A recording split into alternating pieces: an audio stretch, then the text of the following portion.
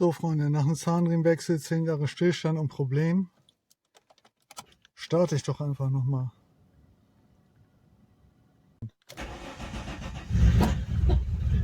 Klingt nicht gut. Die Batterieleuchte bleibt an.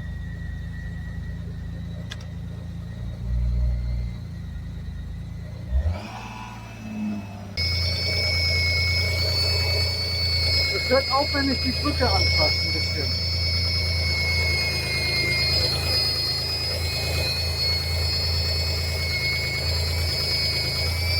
Besten Sorgen.